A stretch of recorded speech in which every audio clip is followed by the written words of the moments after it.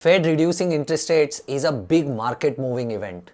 Let's try and understand how historically when Fed has reduced rates, what has been the impact on the markets. Over the last almost 100 years of traded US history, there have been such 14 rate cut cycles. Out of these 14, 12 times after the first rate cut, the markets have given significantly higher positive returns.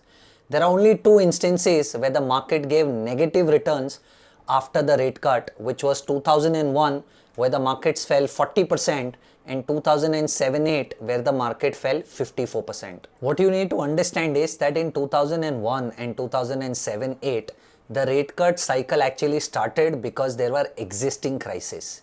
In 2001 there was dot-com bubble, in 2007-8 there were Lehman Brothers crisis, because of which the rate cut cycle did not positively affect the market. Currently, I don't think there is any crisis that we are really fighting, provided that the rate cut actually happens in September. And hence, I don't really think that the rate cut will actually lead to any significant fall in the markets.